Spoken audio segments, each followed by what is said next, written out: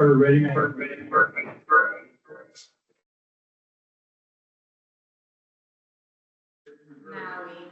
are.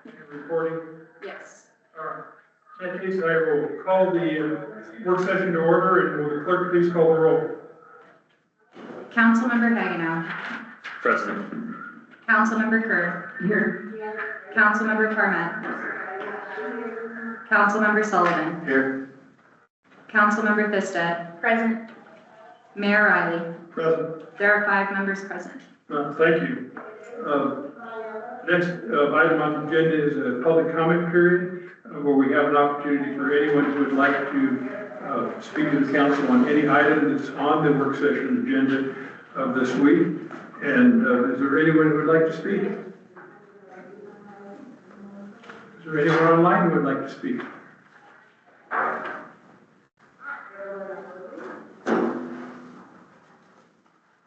I take that as no, Maddie? Does not appear that anyone All right, in that case, I'll declare the public comment period closed, and I'll turn it over to the town manager for discussion of the council vacancy. And as sad as I am to be having this discussion twice in less than a year I've been here, but as you all know, effective March 4th, Councilmember Gretchen Davis officially resigned from the town council. Under our Keystone Town Charter, Section 2.7, the council has the authority to decide the process used to fill a vacancy. 2 options for filling a vacancy: you could appoint a person to fill a vacant position, or by holding the special election. Under either situation, the appointed person will have to run for re-election at the next regular election, which is April of 2026.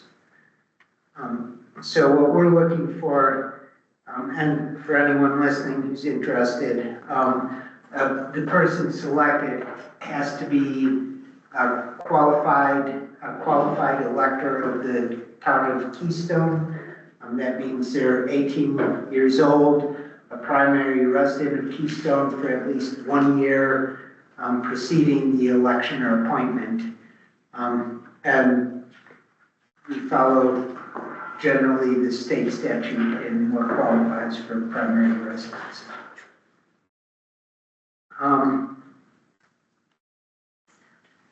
The board indicated, I mean, you have to make the decision officially, we just discussed it, but the board indicated we'd like to go towards the appointment process, most likely. In such a case, town staff will prepare, and we already have a vacancy application for the council member position. We'll officially announce the vacancy and outline the process and a link to the application on the website. Applications need to be completed and submitted by a specified due date. I recommended April 11th, which is a week before our second April meeting. That would give the town clerk time to process all of the, actually it's not a week before, it's a Friday after our first meeting. It's a week and a little over a week before our first meeting. Give the clerk time to, that following week, do all the residency and requirement checks on any applications we have, and line up appointment times with the people. Then I recommend that at the April 22nd workshop, the council interview applicants. Depending on the number of applicants, we could go through a online process, email the council, and get recommendations on who you would like to interview and see. We'll figure that one out. It seemed to go smoothly before. We had a good number of applicants who all work. We'll get questions out and communicate with the entire board on producing questions like we did last time for the interviews. I would like to see us have an opportunity to get those questions in advance so we can get council input and make sure that we have all the questions the council would really like to ask in advance. So those questions probably should be available. We don't want to go to the council meeting because then, Yeah, but we need to be able to do that in advance and have reviewed. yeah, I'll make sure to email that out by around the April 8th council meeting. Unrelated to the current topic, a few constituents who are online have commented that the audio is very, very bad today. Is there anything that might be different, limiting their ability to hear us today? I can turn my sound up, however, that is when we had a bit of an echo, so. Your sound wouldn't impact them. It would be something with the microphone on the owl. Just putting that out there, not expecting an immediate resolution, but I think that that'd be really good to look at if we can. Can we turn off the microphone on the other? I mean, we don't need it on, do we? We do, Oh, these all run together. yes. Okay. Is that one next to you on?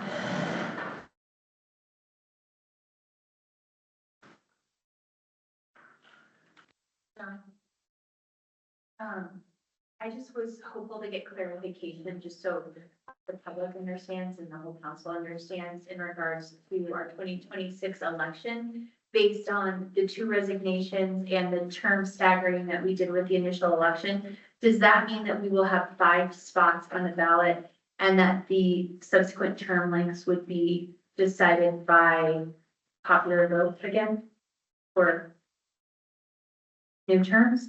I mean, that's what it is. You still really only have 3 council members on the ballot for April 2026. Because What about the 2 vacancies that are being filled, which will also be on the state ballot? right, but those were to fill the terms that were ending Right. in April of 2026. So you only have the 2 terms. I mean, One of those terms was a 28 term, and I'm not sure when's, Sarah's was Sarah's? I thought Or she, maybe she was just out of that. yeah, I believe she was a 26 Well, term. yeah, so and Gretchen was 26. She was 28. Okay, then, I need to read the charter again, but the way that I read the charter, it's through to, it would be through to 28. Right, but we would have, yeah, we would have a total of 4 or 5 potential council seats in play, 3 seats, probably 4 seats in play forward. Because you would have council member Davis's seat, and then the other 3, of which I believe, Councilmember Keels. Councilmember Keels, it's your seat, I think your seat is in play in 26. So we would potentially have 4 seats. We would potentially have 4 seats in play. Yeah, John, you replaced Sarah for the length of hers. that's. Yeah. That's the 26.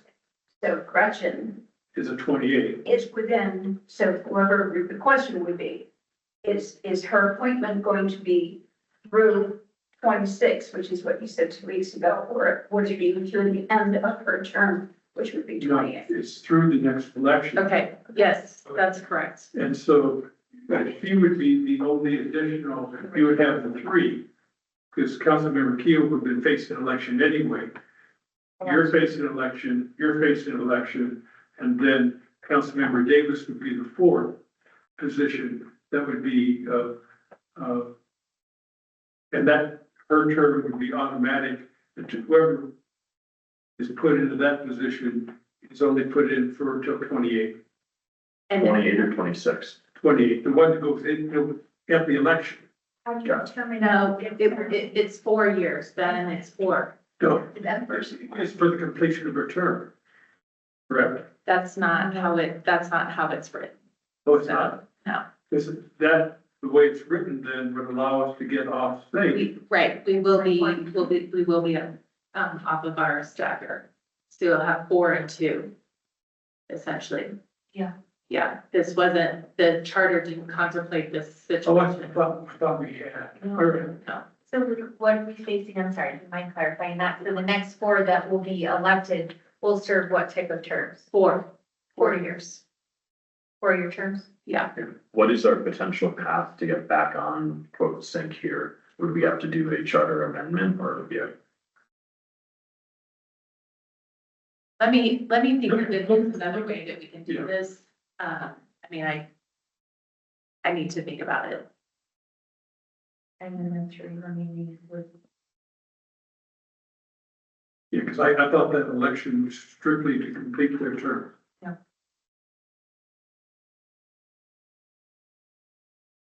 Appointments to complete it. I The- mean, the idea of was to complete. No, the appointments to the next, is to the next election. So, Which the idea is that.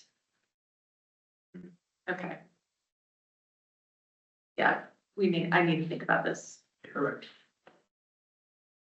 sorry. Can you come back to us next meeting? Yeah, it's Yeah. strange language, it's,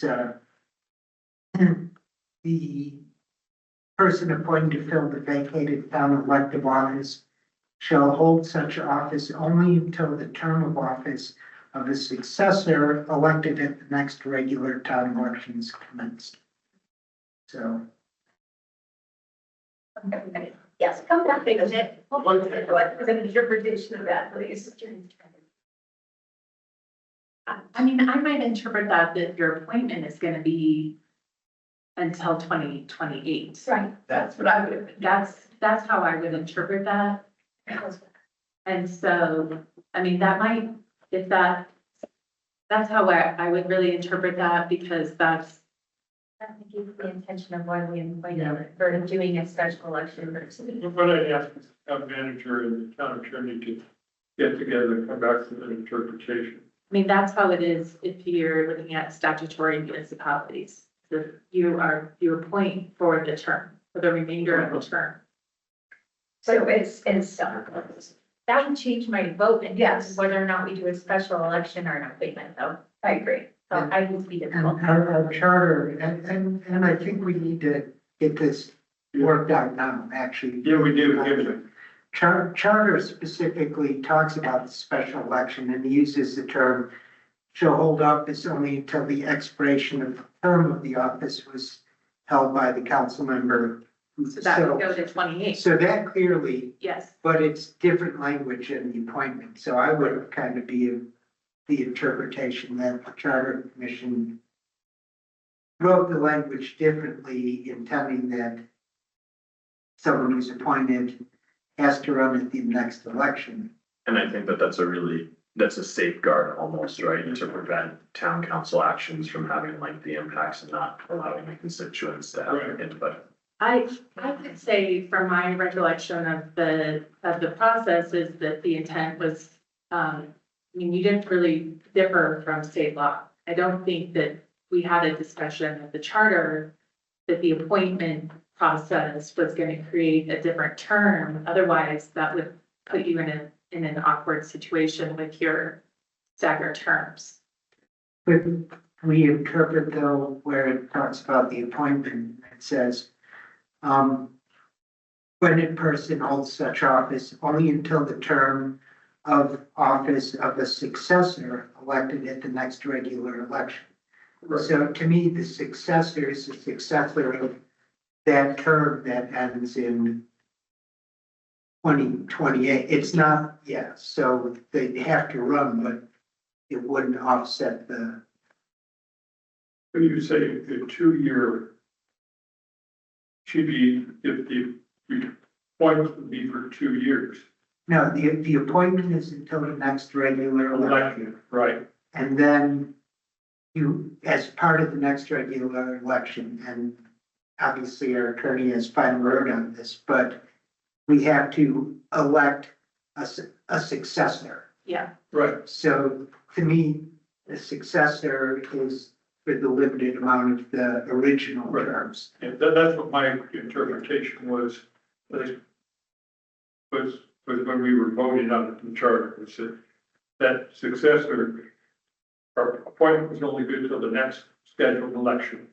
And the successor that was elected in that election, that term would only be for what the length of the term was for the person that was replaced. And my question was, how do we decide who the successor and then debate on the popular vote? That was my original question. So the successor refers to the person who is elected at that election. Right. And so it doesn't, So they declare they're running for Gretchen's spot. no, it's, you are all gonna have successors. And so it's saying that the person who is appointed fills the position until such time as somebody is elected and, is qualified and takes the oath of office. But her question is, we have 3 positions plus technically 2 successors, but 3 positions that position fit, and you'll have 4 positions. How will the candidate, the person who is elected, be selected on the votes? Will it be the top votes, like we've done in the past? And will that person run separately from the other 3 candidates? Or would that person run separately as a separate standalone election from the other 3 candidates? Or would all 4 be considered, and it would be based on the number of votes received? And would that position then be basically probably this all the others would be a 4-year term, that'd be a 2-year term, and the least vote getter of 4 would get the 2-year term. That's what your question is. It's not, the charter is not set up to do a 2-year term. Oh, yeah, we can. The first one. Only the first I term. understand. But Yes. as he said, If I may. Yeah. It kind of looked like the charter anticipated this because it actually says in the event that in any election there are more than 3, and any election there are more than 3 council member positions to be filled, it goes to the first 3 vote getters get the full terms, and all others shall be elected to 2-year terms. Okay. That's if all 4 are put to the election. So we still have to decide whether this one will go just up to the next election or for 4 years. I think It is. But give this more, it is until 26. Yeah. Wait, say the whole thing again. Okay, Yeah. so if you go to an appointment, the appointment is to 26. The next election. Yes, if you were to do it by, special election, that person would be in the position until 28. Yeah. Because Gretchen's seat was until 28. So then in 2026, you will have 4 council seats at the election. And now 3 of them will be 4-year terms and 1 of them will be to the end of Gretchen's. Correct. Oh, it's complicated. Okay, thank you. I would ask that you confirm all that. Does that make sense? Yeah, I will. But that was my interpretation. But I hadn't read the language recently. So my question then back to town manager, today we're being asked to choose. Yeah. And so we're going to make the decision based on what we believe now is the charter law.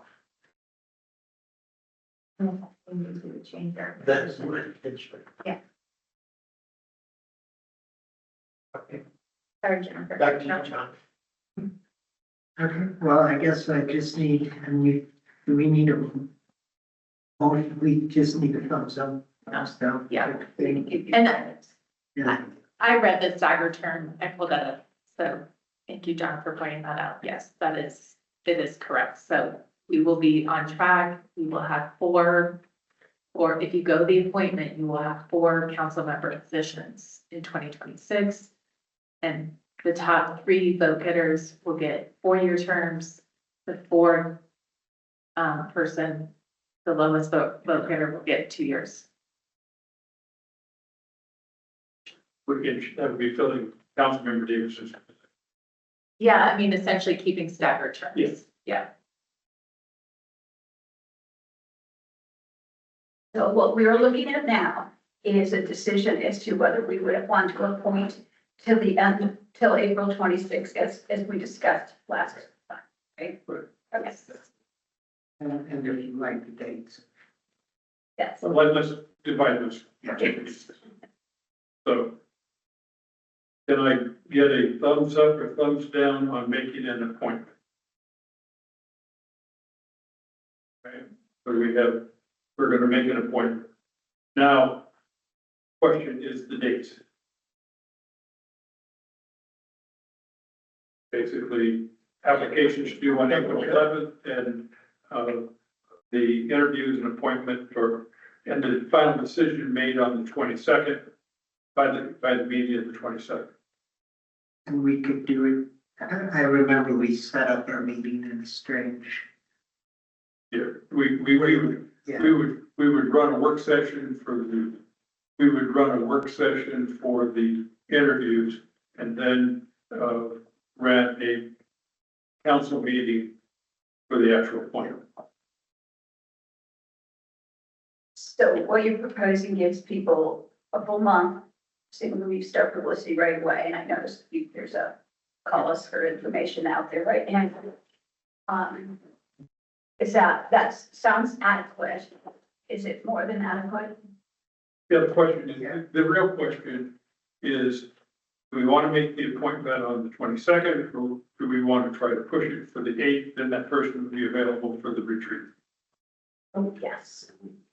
Yes. And in order to do that, you'd end up probably wanting, I say you should give them three weeks. yeah, we'll give them, yeah, So that comes to the April 1st or thereabouts. Yeah. Which gives you a week to, and when you publicize this, you could say right on it that the interviews will be on the 8th.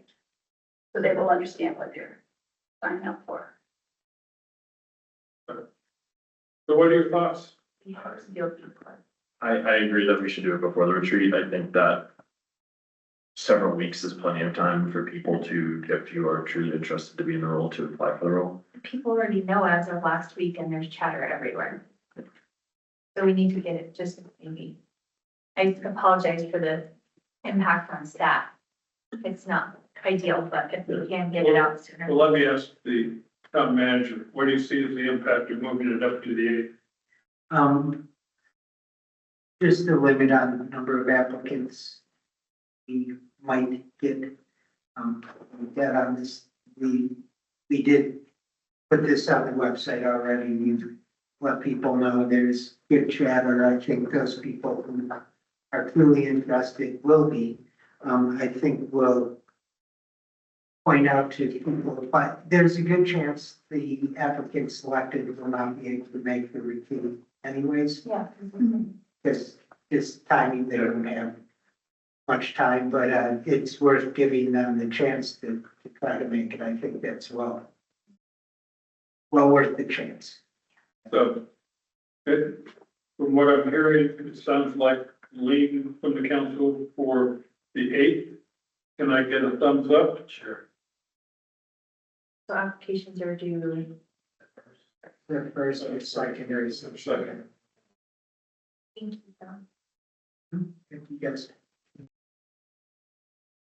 Yeah, the first will be 3 weeks from today. All right. Any other guidance you need? No, that'll do it.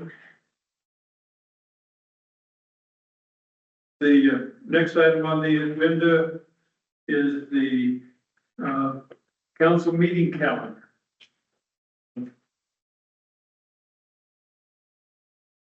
And I'll turn it over to the town manager. Yeah, and I will just give a brief introduction and turn it back to an open discussion on the council on this one.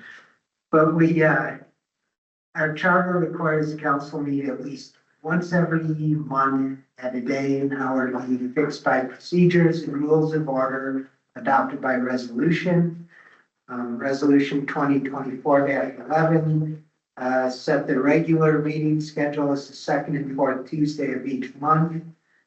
Recognizing it may be necessary to alter the schedule of such meetings by canceling some meetings or adding others consistent with the rules of the procedure. And then I listed out all the second and fourth Tuesdays remaining in 2025. Let you guys, other than saying, once again, I very much anticipate we need to cancel the December 23rd meeting. I'll let you guys have this discussion. All right. That's a list of meetings. Your thoughts? Councilmember Liston. I know I sound like a broken record, and I might be alone in this, but I think we need to consider the pulse of the community, because generally school breaks are scheduled around our unique community's tourist season, which ebbs and flows. We have the school calendar is set and pretty much remains consistent year to year. We have a winter break in February, which conflicts with town council meetings, and we have a late spring break because we have to accommodate spring breaks from all over the country, which conflicts with town council meetings. And I know right now I'm the only council member with kids, but I know several staff members have children and countless community members have children that adhere to those breaks. So it really impedes council member participation, staff participation, and community participation when we don't look at the local calendar. And I implore the council to consider adjusting the council meetings for those specific school calendar breaks. Because I just recently missed a meeting and it feels off-putting. I don't feel like I have my stride like I normally do. And I'm invested in the town council and I want to be able to attend all of them, but I will miss every single school break.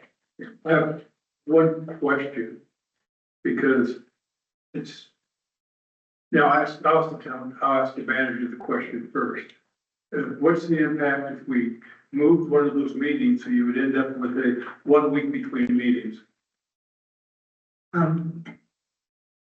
That would be an impossibility, but we do have the occasional 3 week between meetings, which we'd have to shift. It depends on where those ones fall, but we need our 2 weeks between meetings. Could, first of all, I thought it was great the way you participated very fully in our last council meeting, but remotely. Secondly, I don't know what the dates are that you're talking about. Could you share those? In 2026, the winter break is scheduled the week of the 23rd through the 27th. It's How always about 25? The 25. or 25. Yes, We already had it. It's the same week. all right, cool. Okay, so Now, when's the the next spring one? break is the week of,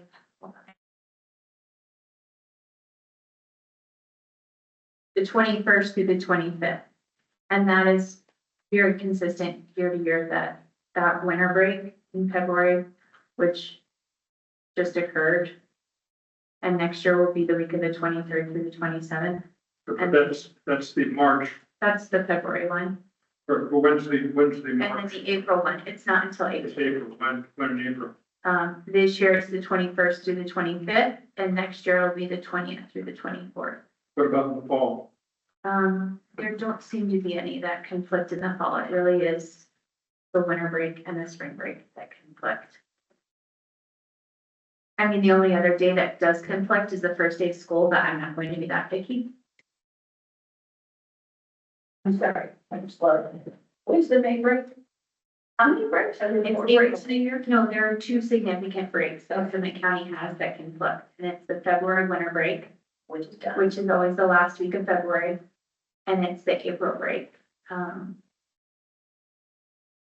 maybe next year it doesn't conflict. What are dates for 2026? Would it be? But I think we're just looking at 25. We're looking ahead, so. Yeah. I'm not asking you to change it for this year, obviously, I'll be gone. Or with my absence, but Oh, I'm sorry, I thought that was you. I was telling, I'm realistic. Okay, well, maybe we could talk Well, about we that. can- we can- Retreat then. But I mean, we have a lot going on with new council members, staff retreat, Richard. et cetera. I'm not. Yeah. unrealistic. again, my concern, the February one would cause us to have to cancel a meeting with no replacement because of the 2-week issue. The March one or the April one potentially could fall in an ability to move it a week. As we're looking at it. So It's April. the April one, because April normally, the April one, the last, for normally, and again, it may vary slightly year to year. In April, normally we will have 3 weeks between the last April meeting, of which this one, first 8/50 is, this April would be the 22nd would be the meeting. And then there's 3 weeks until the main meeting, so potentially that meeting could be moved without, 1 week without canceling, a council meeting. Councilmember Hagan, I generally, like, without talking specific dates, just because they won't always be these specific dates in years moving forward, my general thought and approach towards this would be direction for staff to do their best to avoid these breaks with the potential for offering a cancellation of these meetings. It's my understanding that other communities do 1 meeting a month, and I think that while only one town in Summit County does 1 meeting a month, and that's Blue River.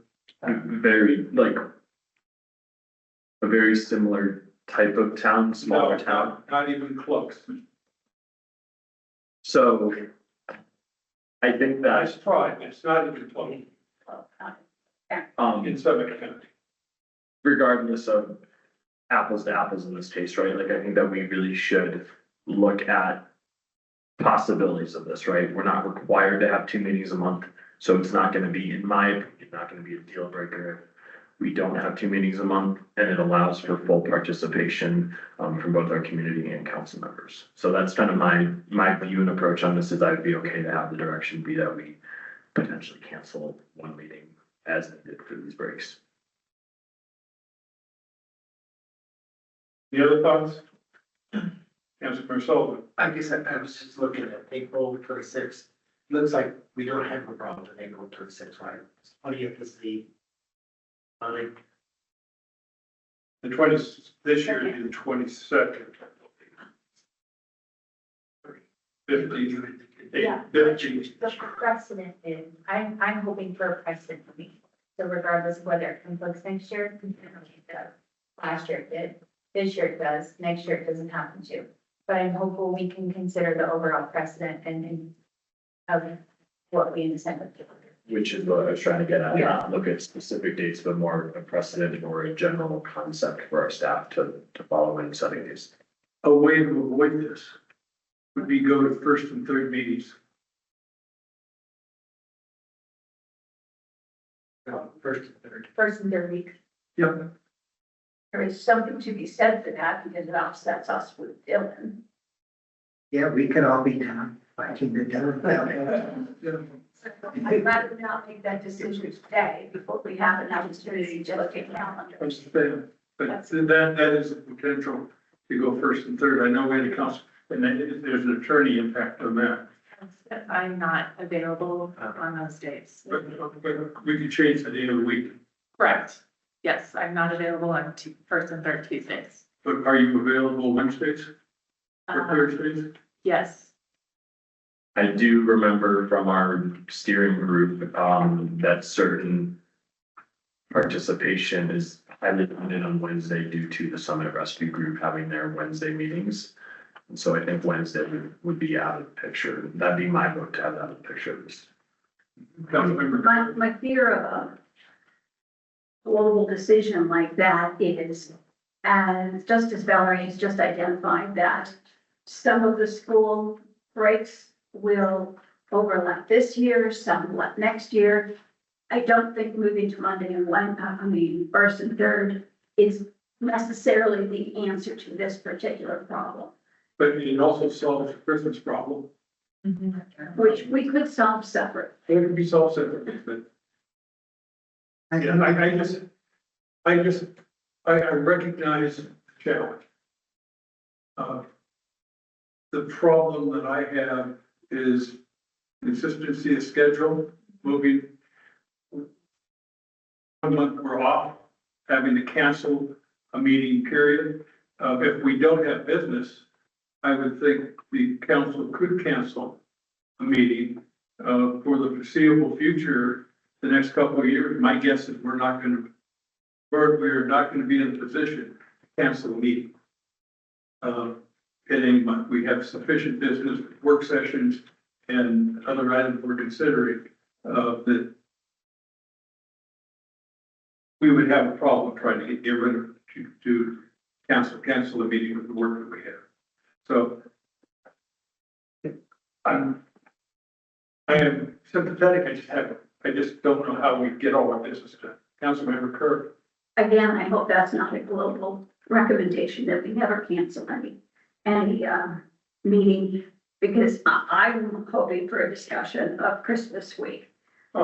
As far as council members are concerned, we are either probably departing the area or receiving guests, which means drives to DIA, et cetera, and we'd be distracted. More significantly, perhaps, is the fact that this will block our staff from taking those days off as well. Oh, let's consider Christmas a separate item. But do less. Yeah. But your Christmas is different because of precisely the reasons that you've mentioned. You got staff issues, trying to get staff time off over the holidays. And normally at the end of the year, we have some latitude in that area. We will just complete the budget, hopefully. And like we did last year, given that the budget and all the statutory requirements are met, like all the other councils in Summit County, they end up canceling the Christmas meeting, or that meeting that week. But I think we could, with a stipulation that simply said, we'll take that one off the schedule with the understanding that if we have to have a special meeting, we'll have a special meeting. And perhaps that could be on that in between week, just for that special purpose. Just saying.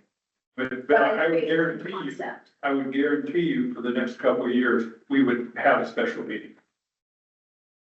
Like, If for the other. I think if we plan a calendar and we are doing it, probably in the future, we'll do it in January, now we're doing it in March. We have adequate opportunity to plan so that we can look at, discuss and vote on the budget and on time. So I agree with your proposal that we plan not to have a December 23rd one this year, but reserve the right to bring it back if absolutely necessary. But plan to not have it. I think Christmas is the easy one. The tougher one is going in sync with the school calendar. And what's the proposal? What's your proposal? Yeah, what would you propose to do in those weeks? The weeks that we have vacation? Yep. I mean, I heard two proposals. I heard one going to the first and third, and then I heard one considering not having select meetings in February and April that puts the school meetings, but I know the urgency of conducting business, so I don't know that I would support just not only having one meeting that month. So you are proposing Maybe going to the first and third. for those months? Yeah. It should No, be for that. It has to be forever. I mean, it has to be consistent throughout the year. Yeah. I guess Councilmember Corbett isn't here, so I would not want to make a decision today without Councilmember Armand being here, and maybe we can, Let me, go ahead. let me put together a report, looking at a couple of years at first and thirds and second and fourths, seeing what sort of conflict there generally is. Right, staff would have no problem switching to any day of the week. Mondays are always tough. We don't want to have a meeting on the first Monday. And Fridays are no starter. I will say first and third also get Thanksgiving. Yeah. Christmas. You just pick up different problems. Oh, no, you don't have a problem with Thanksgiving. You don't pick up problems. First and third. It avoids That's the first and third. But Thanksgiving's never on Tuesday. Like we have a November 25th with the Christmas, probably on what, 27th? I mean, Thanksgiving on the 27th. Yeah, So you have some of the same issues. but first and third this year would be the fourth and 18th, so that would not be an issue. So let me just look into it, pull the concepts out, no worries, it's just me and my highlighter and calendar. I have a question for you. Would this be for 46? This could be at any time you choose. Well, there's a resolution, sorry. No. Because I have scheduled some things out this year. Yeah. Around our meetings, and if we switch it now, Yeah. it'll mess it up. Yeah, it's entirely up to you, but at any time, if you want to change, we can. Okay, I would just. I'm gonna look to next year. Okay. And there's really something to be said for our constituents, Continuity. knowing when they're holding when the council's holding their meetings. So. Can I just, Yes, Mayor Sullivan? so I think the thing is, you're gonna go away, just confirm that. The first and third, there aren't any hidden issues that we don't know about.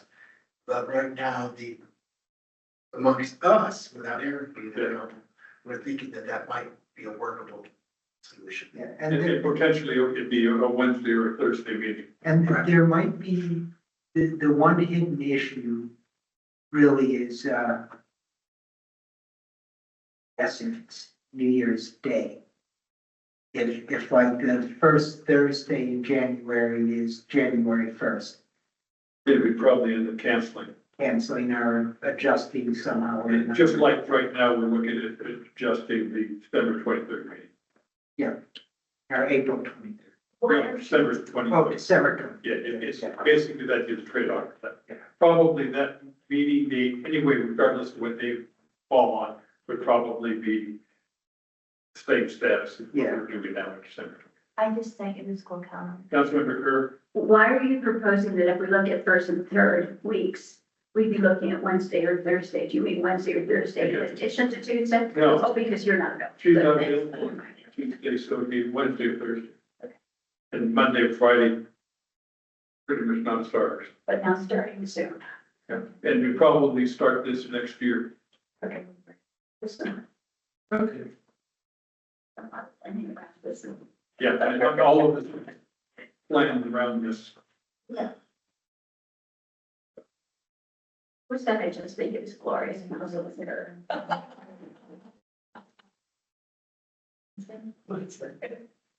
And it's fine, you can. All right. Can you come back to us, Mr. Town Manager, with that info? I sure can. All right. Next item on the agenda is the electronic message policy, and I'll turn it over to the town manager. Okay, and I'm going to pass this one to our town clerk. All right, good afternoon, Mayor, Town Council. This is Madeline Cielu, the Town Clerk. So we discussed this at a work session in February, and made some revisions, to the proposed policy, as well as some potential revisions to the Colorado Municipal Records Retention Schedule as adopted, just to bring some clarity to the way that we interpret the retention of electronic messaging. So first, I'll address the changes that are proposed to our adoption of the Colorado Municipal Records Retention Schedule.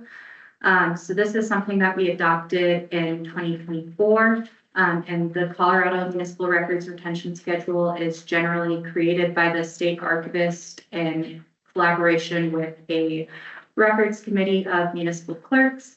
And it has some best practices. Some of these best practices are based on statute and our requirements for retention. And some of these are best practices that work for a lot of municipalities. So we adopted the records retention schedule in 2024 with no addendums or changes. And basically what I'm recommending in this staff report is to make some amendments to the category of correspondence and to create a new category called electronic messages and to make definitions based on this. The reason that I've come to this conclusion is that when reviewing the records retention schedule and the way that routine and transitory were defined, there was a little bit of overlap there. And some things that people in practice would define as transitory, and when I'm talking to other colleagues, they're saying, we're deleting these, are explicitly outlined in the retention schedule as routine, which would mean that we should be keeping them for 2 years. So to bring the records retention schedule in alignment with what practices actually are and what might be actually happening, I recommended creating a new category for these electronic messages. These categories come from the Colorado Secretary of State's office. This is something that they have adopted, which means that the state archivist's office would have seen this and been familiar with it. And the state agencies work closely with the state archivist, and they have to submit a form, the SA 194, to kind of get that approved, which means that this is something that has already been approved in a different context and is likely would be approved as an exemption to the records retention schedule. So the categories that I've outlined are transient, which are those things that are fleeting or time limit or fleeting value or personal in nature. And so those you would just retain until the material has been read. And then I listed examples here. So scheduling email, courtesy copies, routine information requests, listserv emails, and messaging that is not the basis for official action. The second category is intermediate administrative value. And these are messages that do serve a town-related purpose, but they're also transitory or of a time-limited value because they serve no administrative value after the message has been conveyed. And these would just be retained until after the activity or project is concluded or when it no longer has administrative value. So these would be routine emails, sent copies of reports for review and comment, email between staff regarding a project, detailed information requests that require research, of note there is that the Colorado Open Records Act requests have a separate retention period from this category, so those would be maintained for 2 years outside of this policy, and that is a statutory requirement, but this policy would not interfere with that. And then the third category would be enduring long-term value, and these are messages that are required under state or local law for retention or that necessitate long-term future use due to their lasting long-term administrative, policy, legal, fiscal, historical, or research value. And the retention of these would be permanent. And for council members, we kind of discussed this at the last meeting. There's not very many emails that should be falling into this category. Most council members wouldn't have any emails that are falling into this category. So that would be my comments on those. So with that in mind, I've made some updates to the proposed electronic message retention and usage policy based on this, and taken into consideration some of the feedback from council about the concerns of what it might take to kind of retain messages. So the revised policy does acknowledge that you can use the Outlook Exchange servers to retain electronic messages that are of that intermediate administrative value.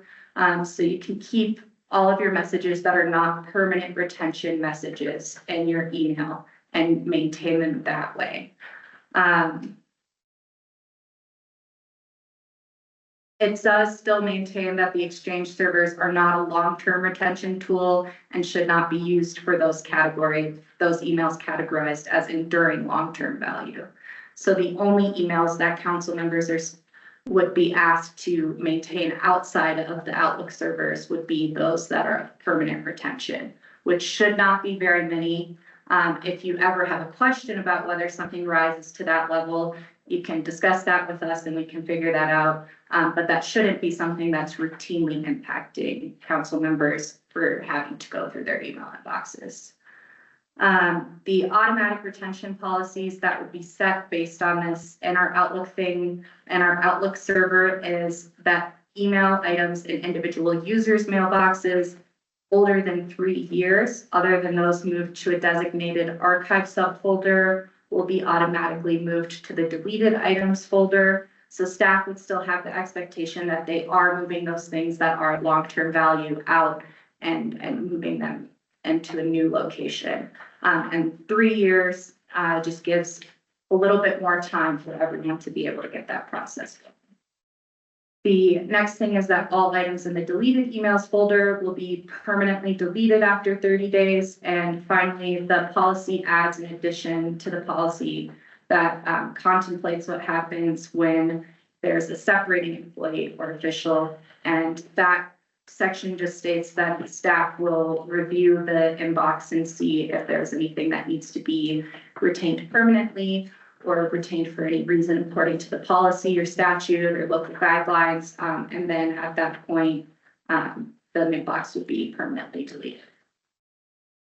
So those are the main points of the recommended changes, and staff is open to any feedback or questions. Councilmember Burke.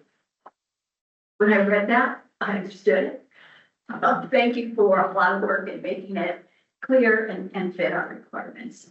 My question would be, this place that we move things to, is this to be determined?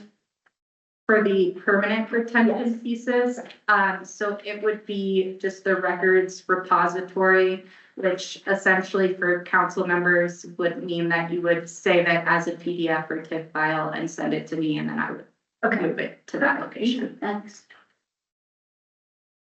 Councilmember Sullivan. And when I was, that was one of my questions, archive subfolder, you're going to manage the archive subfolder for long term?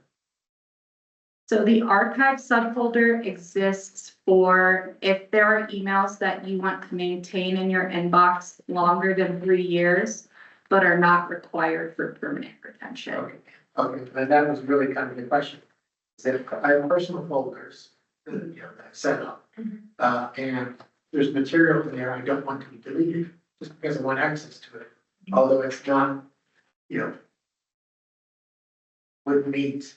And it would be deleted from what I understand here. And I'd like to keep it. How do you do something like that? So if you would like to keep it for longer than 3 years, you would move it to that archive subfolder. And I set up that myself. The archive subfolder, we could make it appear for you automatically, and then you would just move whatever files or emails you want in that. But that would be for him, his own archive. Correct. That would not be the permanent retention spot for a record of But it would be- enduring value. That folder would be unique to him. I would have one that would be unique to me. Correct. Okay. Please correct me if I'm wrong here, but in the archive subfolder, you could also create multiple folders under there, right? So for practice, if Councilmember Sullivan really would like to have certain documents that he already knows or certain emails saved there, he could create subfolders under the archive and then just save it under there automatically. And then there would be no further action in 2.5 years, say, to make sure that those don't get deleted. That is my understanding of how it works, yes. Perfect, thank you. Councilmember Sullivan. To set that up though, I mean, do we just call it that so that you know? I mean, how does that work? Or So the archive folder will appear in your inbox automatically. And then if you create subfolders under that folder, then it will be maintained within that folder. so I create subfolders now. Under that. Yes, So you can, all right. So all of us would have an archive folder established now, and we could deal with our inbox instead of leaving a massive inbox. And move stuff that we say, hey, I'm gonna want this long term, but it don't believe it's gonna meet any requirement for, long-term retention. correct. There's already an archive folder in there. Is that the folder that will be used, or is there gonna be a specific different one? It will be that folder, but right now there's no specific retention policy set on it. So if we start saving stuff under that archive folder right now, it'll automatically apply in the Yes, future? yes. Awesome, thank you. All right. Good. Other questions?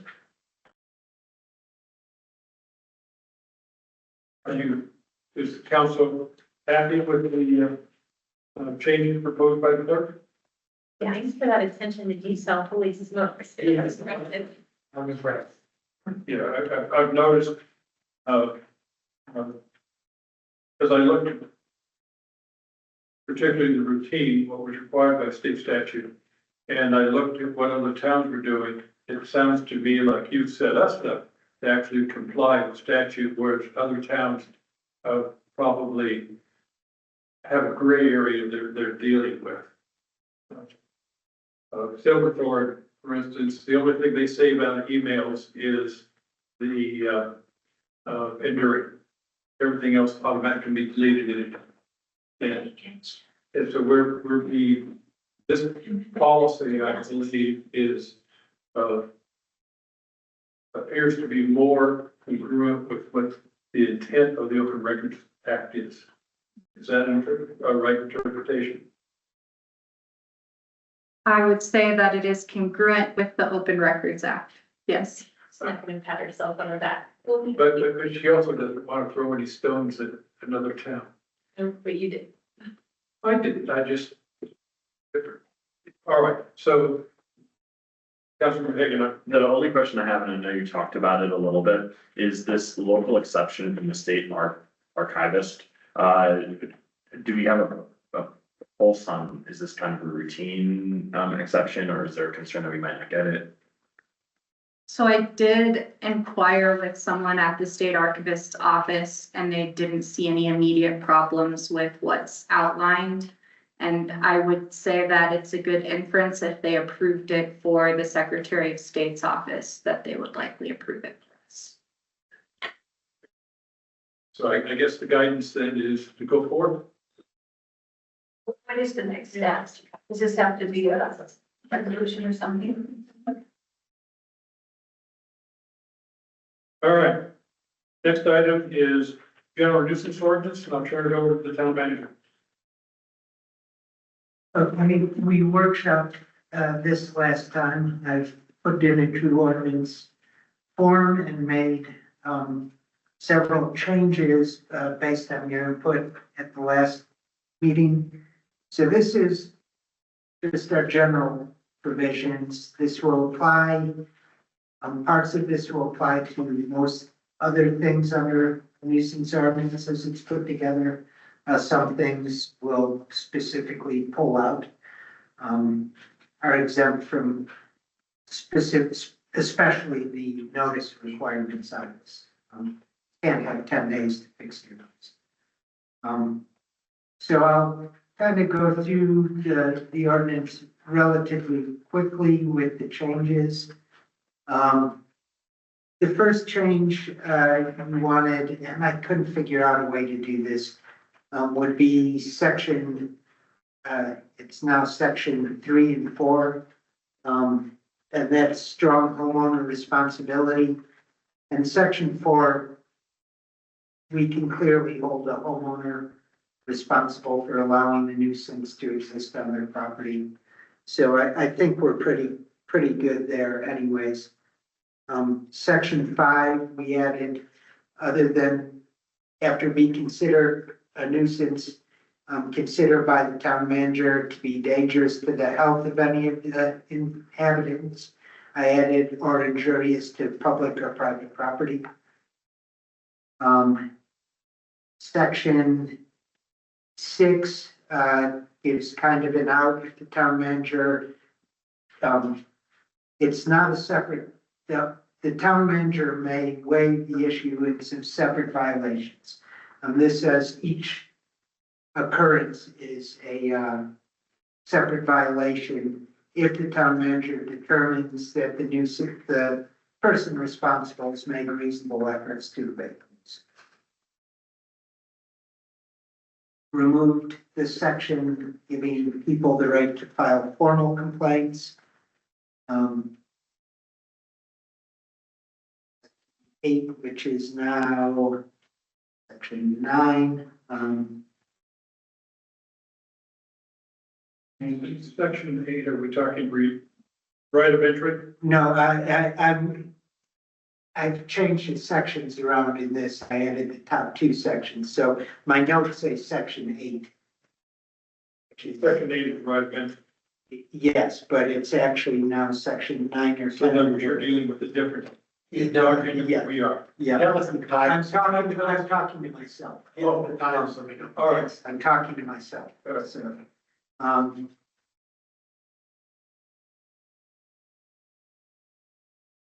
it would be section 9, notice to abate. Can we go back to right of entry? Sure. Under right of entry, the town manager, in section 8A1 has the emergency dangerous conditions, dangerous to public health and safety or welfare or reasonably believed to exist on the property, which is accessible, from the entered property, and you have the right to enter automatically, no required warrant. In that situation where emergency Yeah. conditions, yeah. And subparagraph B below that, you have, the judge has the power to issue a search warrant, if there's probable cause that a nuisance exists, which it would under that condition, if you elected to take it to a judge. Well, it might not anymore. Say it's a fire that's burning next to the house. By the time I went and got the warrant from the judge, the house might be. No. What I'm getting at is the next subparagraph. Yeah, The judge can issue a search warrant if you have reasonable belief after investigation of emergency conditions, dangerous to public health or safety may exist. And I see you would already, if that condition existed, you would have already entered the property. So why do we need the judge to be able to do that? Can I address that? yes, please. It doesn't hurt to allow the judge to have that authority to be able to issue it for emergency reasons. Maybe it's a close call, you don't know. And so you're not entering the property on your own for emergency reasons and you're going to the judge. All right. Like a meth lab, I mean, I don't think the town manager is going to suspect a meth lab and going on his own. I would definitely want, wouldn't a meth lab raise the right to that big level? Yeah, maybe, but it is duplicative, but that's okay. All right. All right. I'm sorry, go ahead. No, good, very good point. So, we're moving on to talk about reasonable, notice to abate is,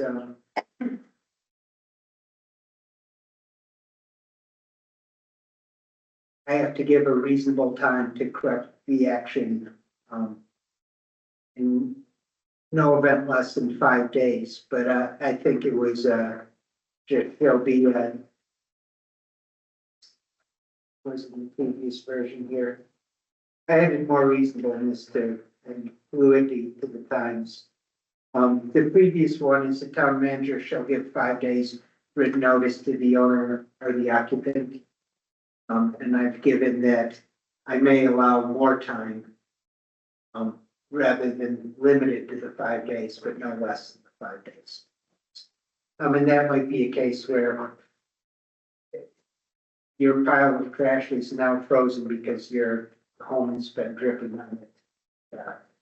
You know, there are issues, but it gives me a little more leeway to not, to allow someone the time needed to fix their problem.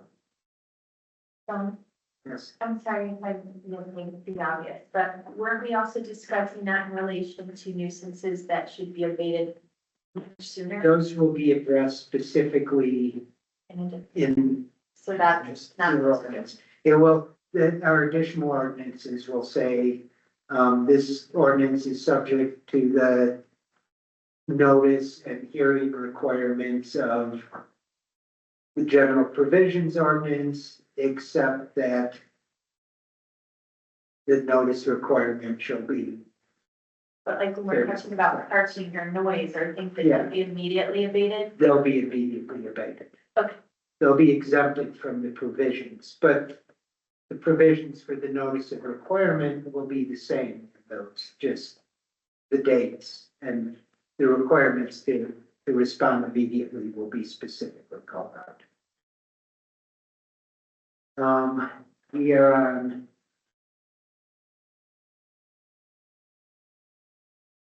I really should have made better notes for myself here. Okay, that just has to do with the town manager preparing the accounts. If we have to go and make something myself, I just took a bunch of language out of there and said eventually I'm responsible for the accounts. Section 12, same sort of thing, cleared up a lot of this different steps that were completely unnecessary, and they might have been necessary if we had 200 some employees. They're not necessary in the town of Keystone.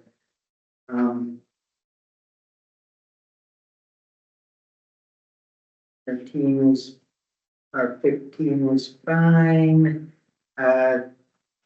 16, I did keep the town clerk as being responsible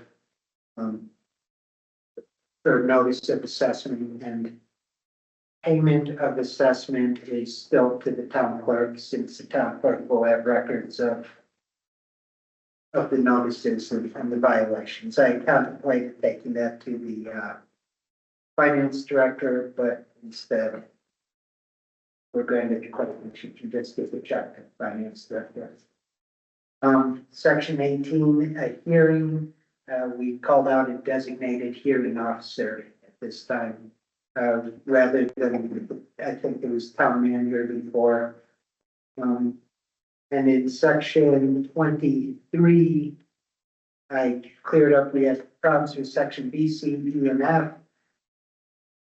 Just a minor grammar, section 18, there too, it's, missing a space, so just very, very minor. That's one word. Question? It's one word. Yeah. So go ahead, Mayor. A question, and again, if someone requests a hearing. Yep. And they go before the hearing officer and they lose, would they be required to pay for the cost of the hearing officer? Yes.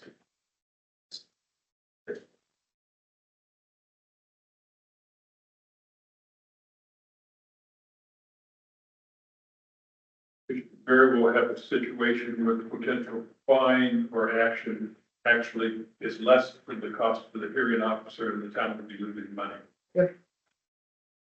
On the flip side, if somebody chooses to fight it, go to the hearing, and they win, do we have to look at compensation for their time? No.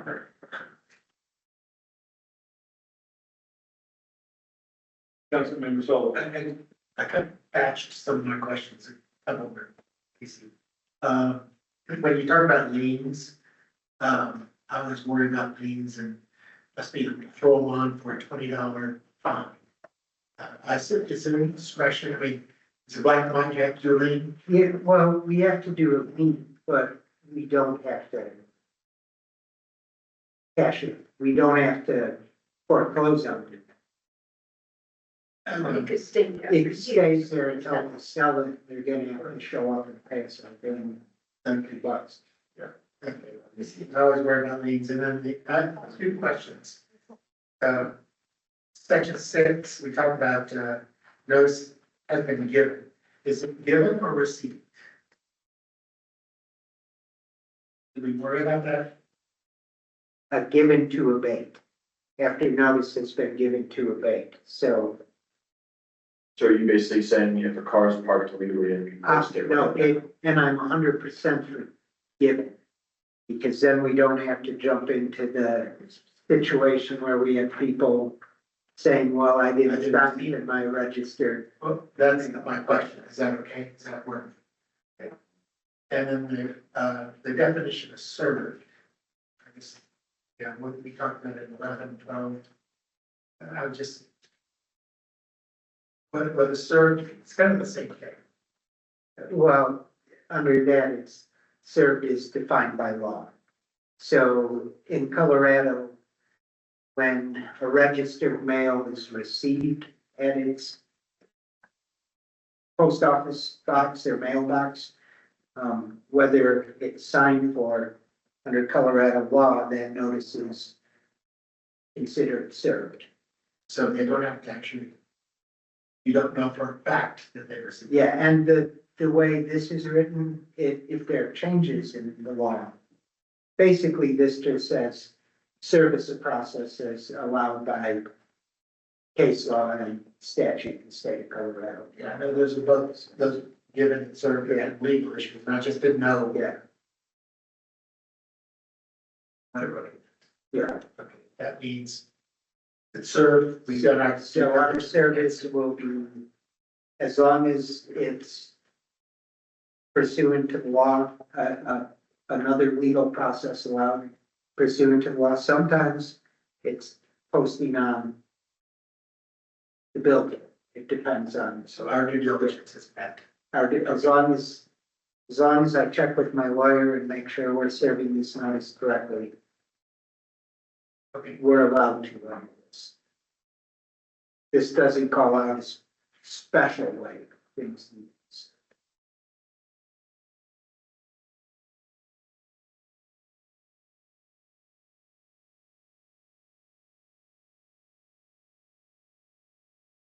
Others?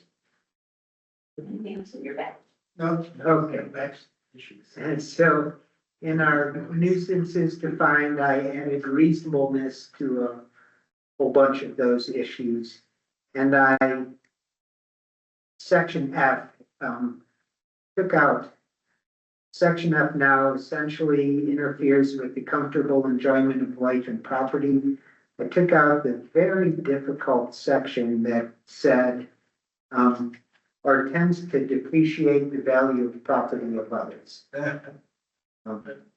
That so difficult and yet people would show up all the time saying the color of this house is depreciated.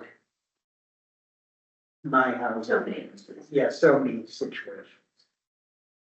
So those were the basic changes I made. Obviously, before bringing this up, our next step is bringing this to a first reading. I'll add in their administrative costs, or costs for an administrative hearing. But other than that, any other recommendations? Perfect. You'll see, you really listened to our conversation, and I think that was useful and made this a stronger and more accurate. No, I don't know, accurate, but wiser ordinance. I appreciate that. And I'm just gonna ask you from Adrian, Ms. Mattson, you are comfortable with the points under section 23 nuisances defined? Because you'll recall, I think you did a good job, but you're the attorney, so what do you think? Will this keep us out of going to court every other week? Yes, and I will say that these things, it's my guess that this section is not going to be used very often, that you're going to be handling things under your more specific sections, your more specific codes like the noise and your trash containers, those types of things. So this is just gonna be for those very unique situations. And usually there's a conversation about it, you know, is this okay? I'm comfortable with things listed under resolution 23.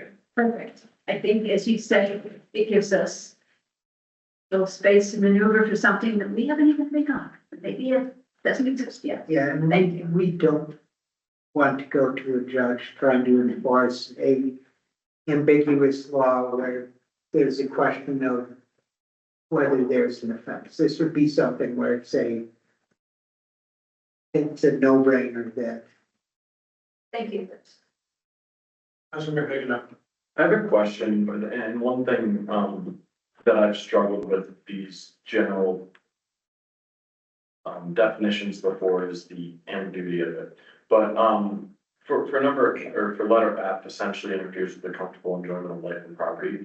What would happen in the case of, and this is a very specific question / example, somebody's trying to build something on their land and it would block the view from their porch or area.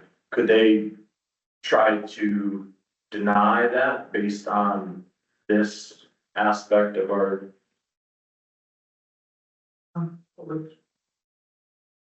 Well, there's actually under state law, you don't have a right to a view under state law. So you can't.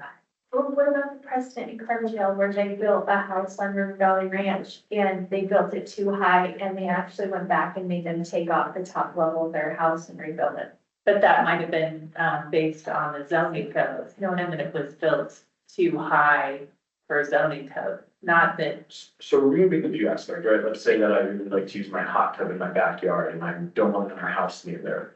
Would that interfere with the comfortable enjoyment of my life and property by allowing somebody to build on their property? And would somebody be able to use this verbiage to then bring us to court or bring them to court or? No, so this is for the town to enforce, and the town has discretion to enforce, that is, So we could be like, gotcha. Okay. yeah. Other questions? We get a thumbs up to allow, here, go forward to the next step? Great. Next item on the agenda is the noise ordinance. Turn it over to the town manager. Oh, joy. Let me turn this up a little bit. I'm sorry. Yeah. Let me scroll down a bit. So this ordinance.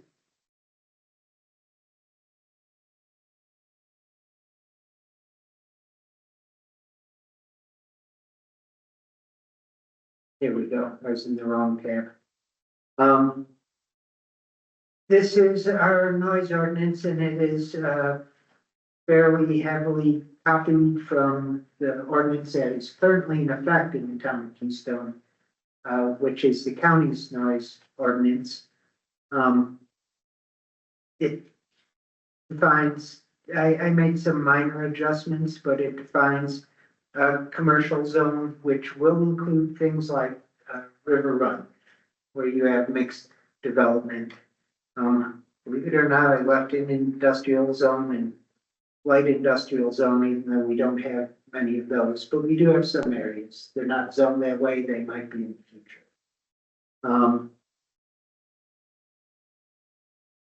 This is based on straight up decibels.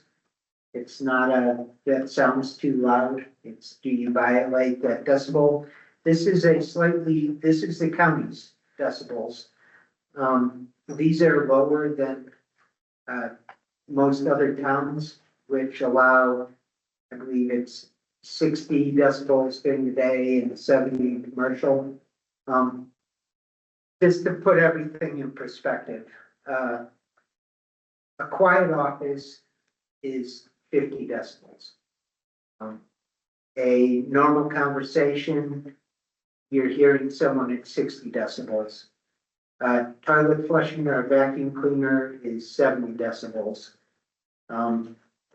Heavy traffic, a noisy restroom, 80 decibels. I've definitely been in noisier restaurants than that. And once you get up to 90, 100, you're talking power tools and chainsaws and things like that. So every jump of 5 decibels, it's not a 1-for-1. It's not when you go up 10, it's 10 louder. When you go from 0 to 10, it's less a distance than it is from exponential. In fact, at 10, it's actually 10 times. Yeah, Do we have to have a meter to ascertain this? yes. And who, do we have one and who carries that? The police? The police, the code So like officers. Stone Lake has it? I assume they have one. And meters are cheap, but getting the readings are real pains in the butt. Because you have to take into consideration ambient noise, background noise. So I guess our first question is, well, 2 questions here in that very first chart. Is the time a good time? And we have 2 different times, 7 a.m. to 10 p.m. and 10 p.m. to 7 a.m. These are more restrictive than some of our neighboring towns, or not? Yes, they are. Let me give you, since I did the research. The county is 7 to 7. Breckenridge nighttime is 11 to 7. Dillon is 7 to 7. Frisco is 10 to 7. And Silverthorne is 7 to 7. Okay, when you say 7 to 7, 7 a.m. to 7, so we have to close down and let it to 7. No, 7 p.m. No, Yes. let's back up. It depends on The zone. where they're looking, where they're located. If they're commercial, the higher, they have higher level. Then the question comes into the decibel level that's authorized to occur. And that's where your question of the close down happens. It's really, the other towns have nighttime hours, which are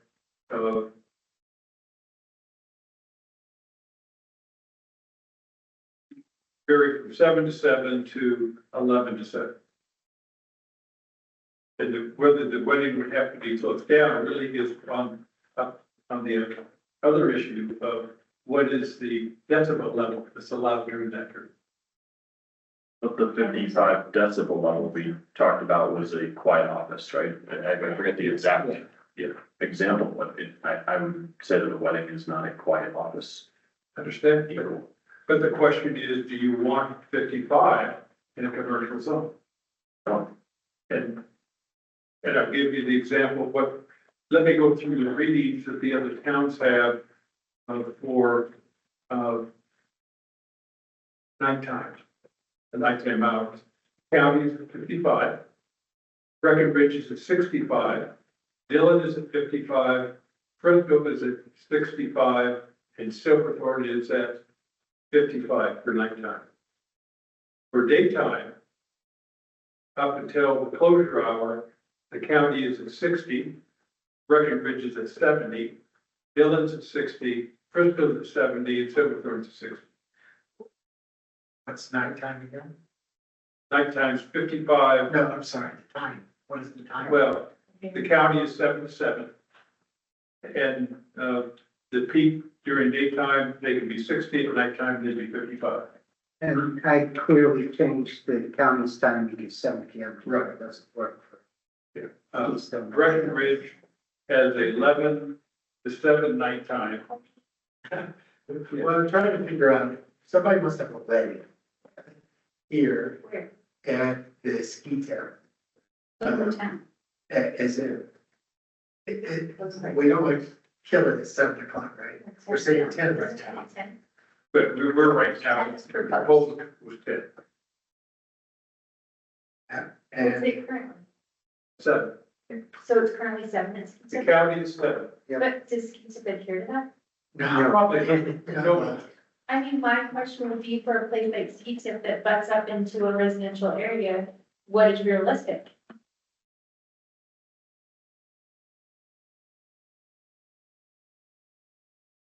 And to that end, I think we were all kind of looking in the dark.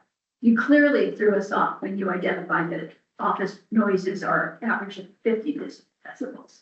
So that got our attention. I'm wondering, in the next few weeks, is it possible to actually use a meter and give us a sense of what actually goes on in our town?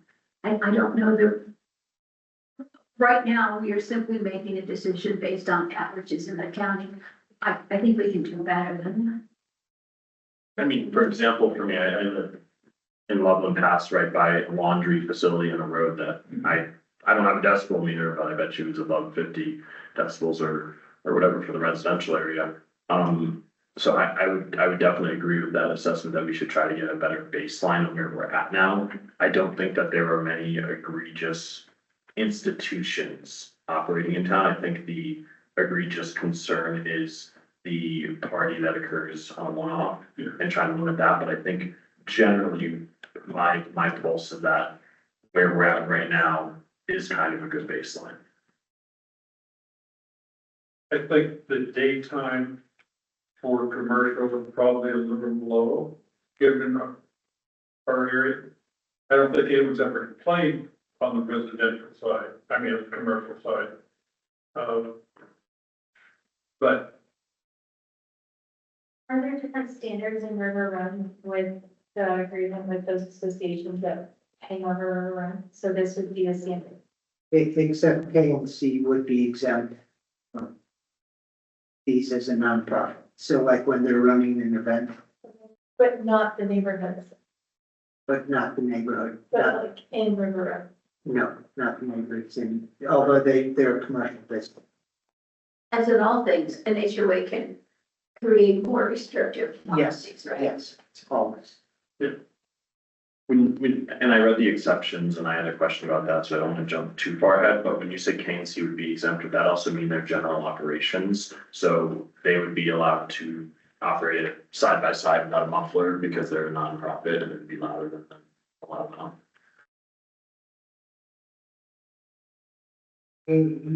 Yeah, they would, except there are other requirements to have a muffler other than just in the noise ordinance. Yep. And actually, I noticed in there, I need to put a better exemption for basically all, a lawnmower, someone mowing their yard would not be exempted from this. And I need to put snow removal, lawn care, basic maintenance exemptions in. That's one of the concerns I have. So bottom line, we need to remove snow. We need to remove snow from our own driveways. Very few of us probably use lawnmowers, but I would rather not go into this blind and create noise level limitations that would make your average citizen subject to some kind of legal action. So I'd like to reiterate, let's get a baseline. If you say that the police have these, it doesn't sound like it would be too much. I'll ask the town manager. I would enjoy it if it would be the second time I've gotten to play with sound meters. So I can do something like that. Stay quiet on your back porch when I'm out front. But I do need to put exemptions for basic maintenance equipment and such like this here. Essential of your. Yeah. And, you know, there's only a limited number of snow plowers, and guess what, we have vehicles plowing the lots at what guests like to claim is a very unreasonable hour, but that was, it has to be done, yeah. that was the point. Said they're gonna be doing it outside of these hours. Yeah. So I need to create exemptions for that because if you limit them to these hours, the snow won't get cleared. So I guess I'll go back to my question for the not-for-profit, just so we're all in the same one, section 8, subsection E. I read this because at first I thought we were exempting all nonprofits, political subdivision in the state, or nonprofit corporations, from the noise ordinance blanket, but then I read the latter portion that says for the purpose of promoting, producing, et cetera. So what I'm understanding this as, and I would love town attorney and town manager to weigh in on this, I'm viewing this as, for example, KNC host a festival, that would fall under this, but KNC in their daily operations would not fall under this exception. Is that how it legally reads, or is that a different And interpretation? the attorney hasn't reviewed this legally yet because we're still making determinations on what you as council would even like to see covered under. So there might be things taken out, added in, changed. I guess I'll give my perspective is that I would like the exception for special occasions, but not for daily operation of nonprofits. And one thing that I noted is should there be a requirement for town of Keystone review, such as in section 3 above that, where for these concerts, music festivals, parades, fireworks displays, there needs to be some kind of review or sign off by the town of Keystone on that, and not just a blanket exception. Yeah, and we should start permitting these things as special events. Regardless. And because I know community development director isn't here, but I remember, They give a list. we get the list that comes to us for approval. Yeah. We had that like last meeting and the meeting before that. It just, it'll probably be somewhere else, but animals, barking dogs. Was an exception. Barking animals are exempted from this. And But I it's gotta be don't know why, but I am bringing back an entire section of nuisance having to do with animals. But yeah, I agree, a barking dog is a noise nuisance. It really is. Yeah, Why is animals there? because that's the way it currently exists. Yeah. Barking dog would be covered under the animal ordinance specifically. Well, is that the council? What, the county has it, in the noise ordinance right now, and I left it in there because I couldn't think of any situation other than a barking dog that, we don't allow agriculture, so I think that might be part of the reason they have it. You have a field full of cattle, they can make some noise, but they're a field full of cattle somewhere. Well, confused. So right now, it's an exemption. Right now, it is an exemption because right now I've given you with some minor changes that are clearly you'd want to change, like the 7 p.m. evening time in commercial. That's the way the law is in Keystone at this moment. I would love to see barking dogs covered under animals because we have the decibel level.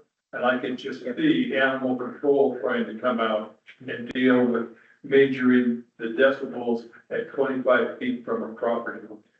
But I don't have a problem with, It'll be adequately addressed. yeah, but I don't have a problem moving that entire exemption here unless someone can think of something where, I see no difficulty with thinking both. I don't want it to be in there. okay, yeah.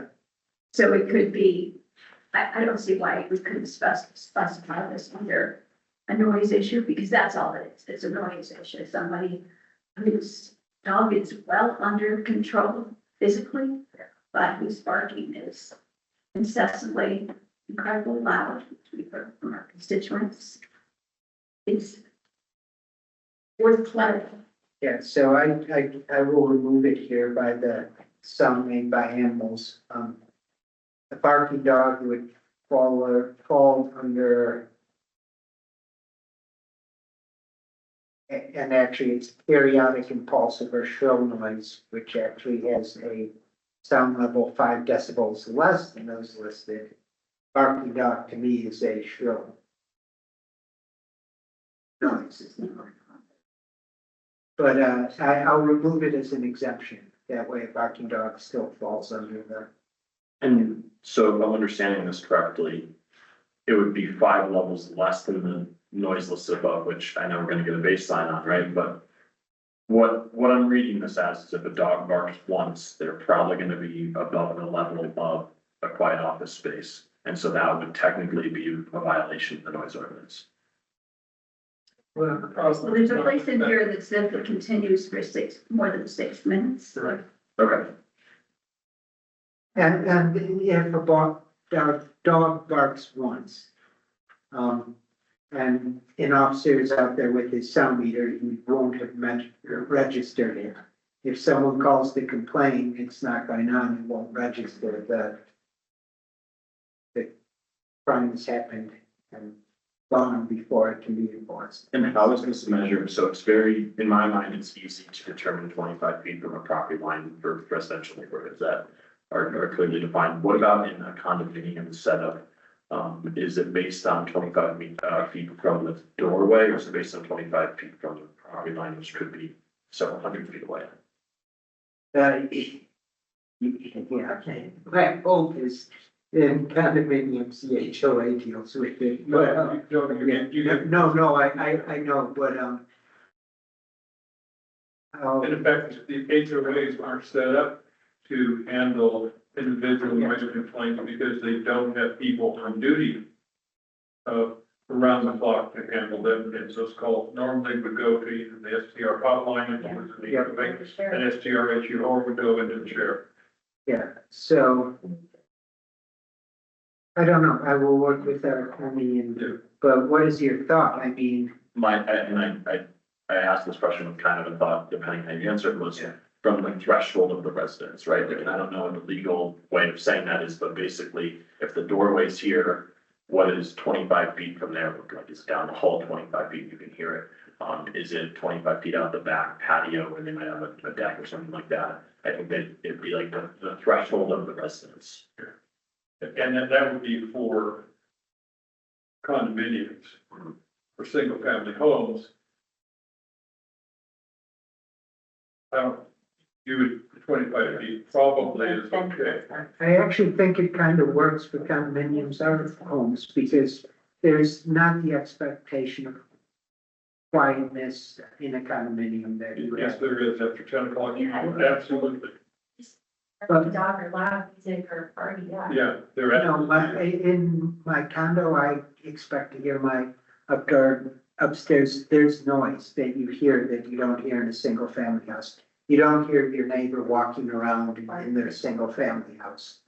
So the measurement 25 yards from the property line gives you that buffer between it.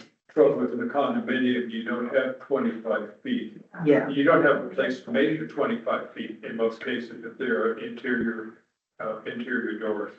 it would be property line or outside from the corner of, it would be in the hallway or. But we're on the hallway. Somebody in the hall might not hear it, but it Well, I might think be true. 25 feet in the hallway is also pretty good, because usually if it's gonna be that loud, you'll hear it 25 feet down. Yeah, That should. So this is conceptual. Let's apply this to an issue one of our constituents has brought up several times about slamming doors over. So how would that play?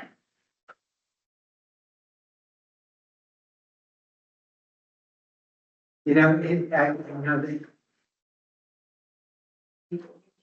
that's why noise ordinances are a very difficult enforcement issue.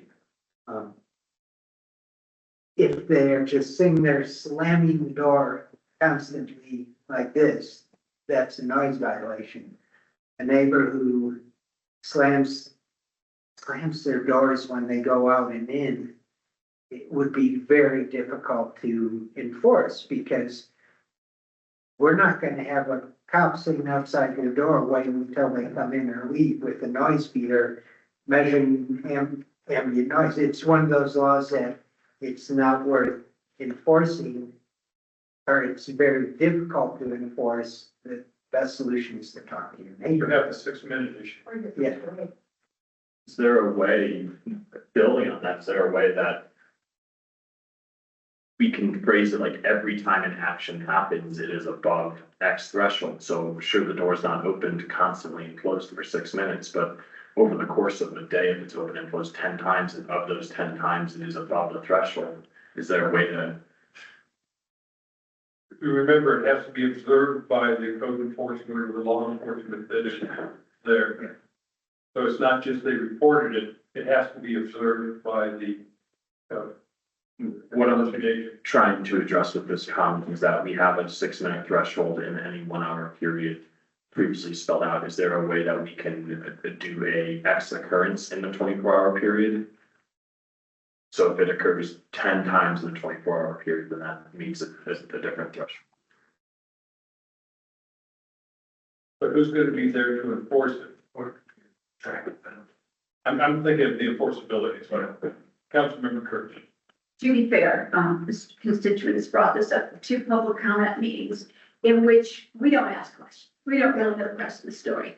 So it could be, he lives in a property where the property management could do something about the sound of doors. If maybe a big family of 5 goes out 1,000 times at 7 in the morning. But the other possibility is this happens when people are partying in the hallway and up and down. So I just want to make sure that we are addressing what our community members bring up. And I think it really comes down to, we can address everything, but we can't actually enforce everything. And that's where we have to draw the line. And I would say the same thing. Can we guarantee that the code enforcement officer would be there within an hour to listen to the 6-minute dog bark? It's the same thing that we might not be able to enforce that as well, but I think it at least gives us the opportunity to enforce it if it is in our code and not omitted completely.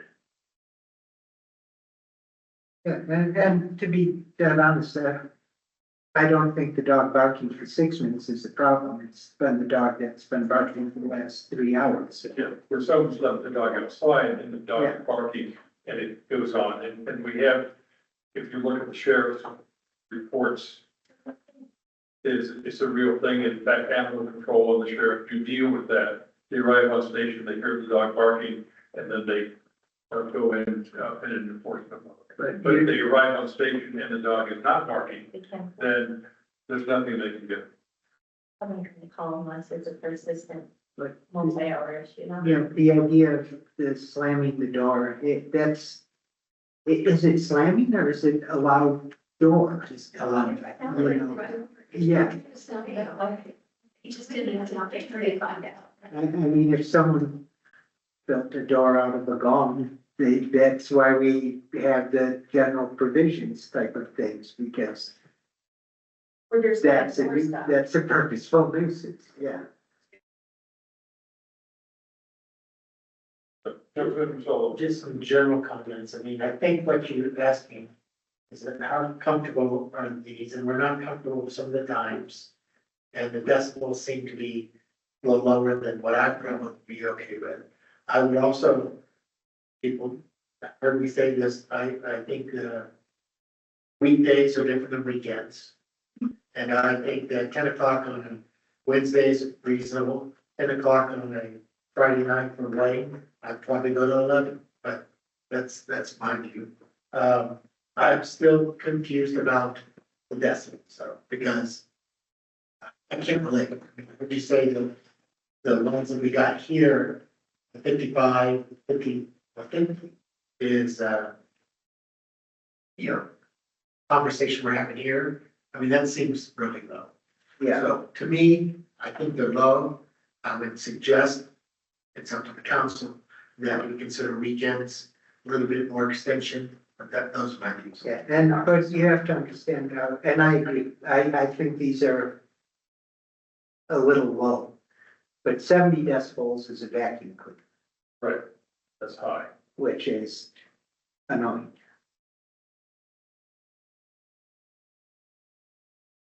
One additional comment that I had, and it's kind of related to timing and dates, is under subsection D, section 4, the construction project. I was wondering why Sunday was called out as an exception.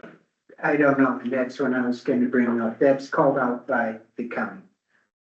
To me, that seems very Yeah. religious based, and I'd like a better answer than, I don't know why, if we're gonna keep it in there.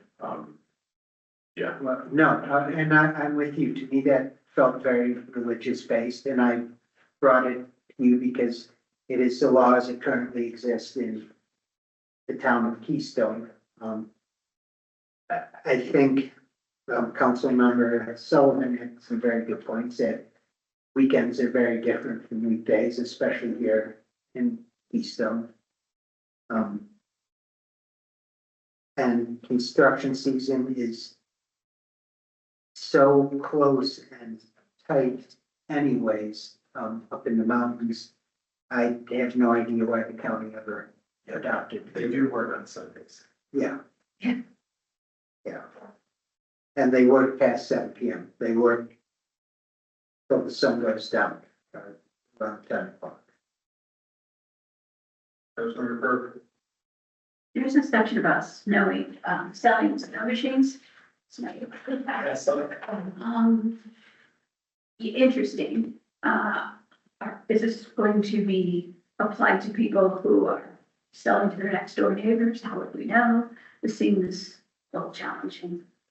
Yeah, and then this whole section, is there anywhere you can ride a snowmobile Yes, in town? Okay, absolutely. okay, Along Carolina and Sort of River Road. In fact, there's snow lines go down all the time. okay. So that gets that. Yeah. I just don't want to create a possibility. How would we know? Yeah, I didn't, that's smart of mine, you know, why are we? So maybe the answer is simply stick to the decimal and not talk about it. Take out the Sales. sales. I agree. That's probably the only example that happening here is person to person, private sales.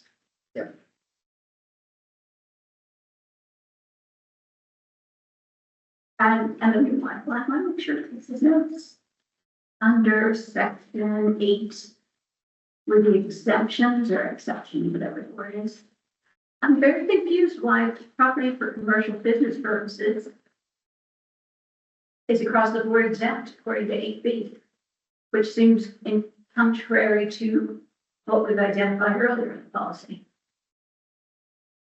The way I read this, could be wrong.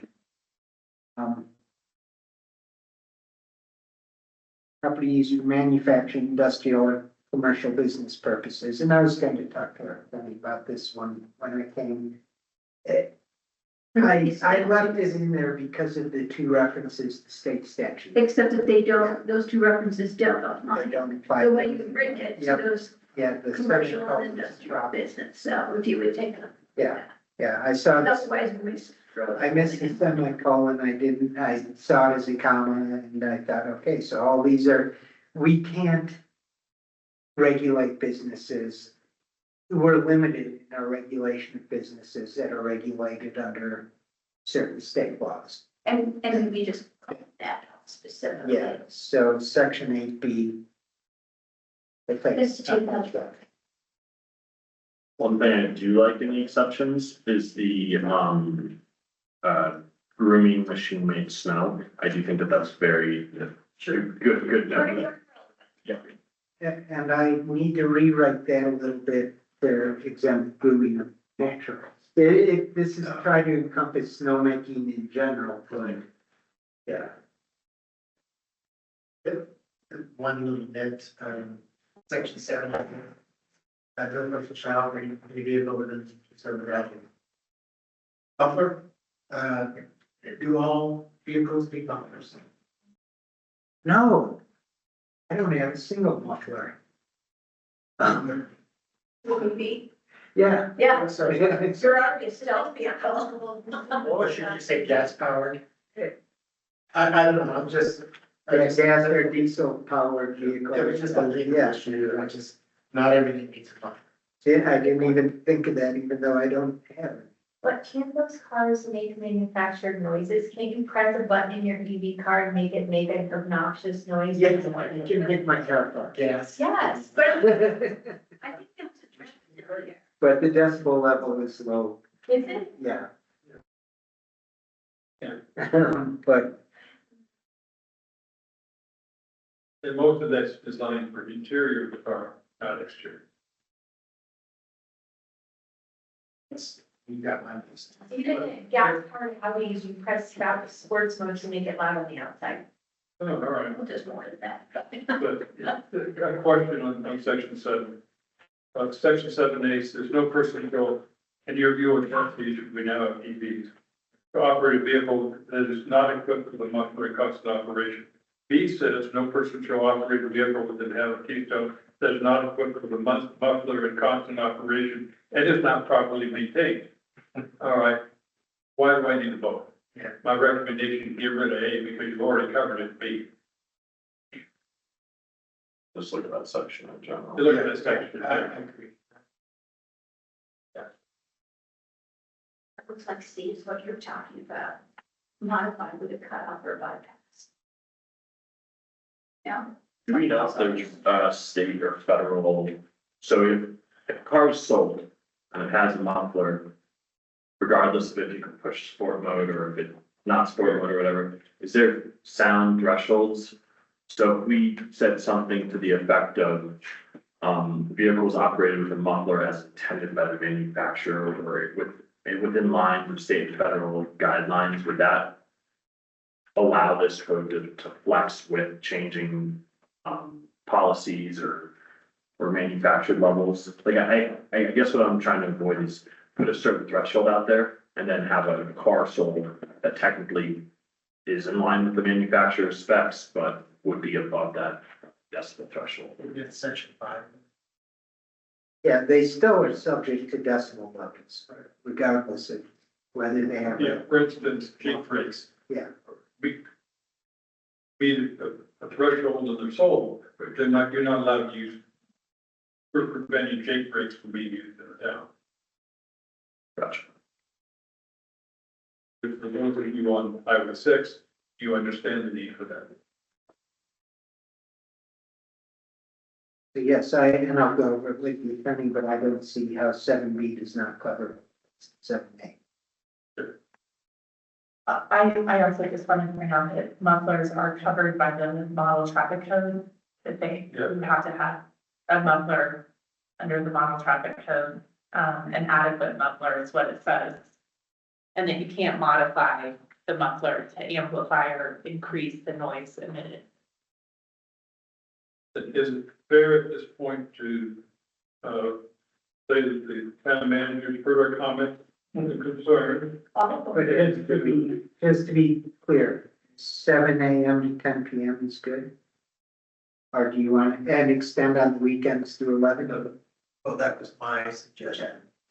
Or other people find it? Could you repeat, sorry, you said 7 AM to 10 PM on weekdays, then 10 or 11 to 7 on the weekends, No, 7 AM to 11 PM on the weekend. weekends, and then 7 to 10. So, and does the weekend refer to Friday night and Saturday or Saturday and Sunday night? Just to clarify.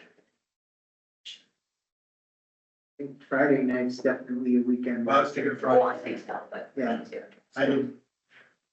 I was thinking Friday, Saturday night. Then that's what you specify. So you think you should close up shop on Sunday, Saturday? You just said Friday and Sunday. Consider Friday, Saturday. Wait, we can't just say weekend and hope that everybody understands that's what we mean. Generally bump the residential and commercial decibels up 5 decibels. Pending what you come back and let us know. Right, Yes, I mean, it's hard, we can't wait. yeah, this is. I feel like I'm making the judgment in Greek law words. Yeah, our challenge is when the basements are taken and particularly on the high end, and in River Run and what else is happening in River Run at that particular, what's happening in River Run at that particular time. And the ambient noise, and I still can't believe that the county came back and said that, shot site here at 7 in the morning from the shooting range are not above decibel limits, but they aren't, so, But yeah, 6 minutes. yeah. Okay, I think I have enough to come back with. I would ask you to come back with those changes and work directly with the town attorney to ensure we have language that is enforceable and makes sense for the town. And we'll have to come back at another workshop anyways, to consider feedback you give us about Yeah. decibel. Yeah, yes, absolutely. This was gonna be a multiple workshop and discussion, and as I said, I didn't feel the need for the attorney to review everything, so if you might have said, just take out that entire section, and so this will be run through the attorney before. Right? With that, we are now at 6 p.m., 6:05, 6:02. Shall we take a break for dinner? Yeah. And we'll just cover manager council issues at council meeting. All right, so without objection, I'll declare the work session adjourned.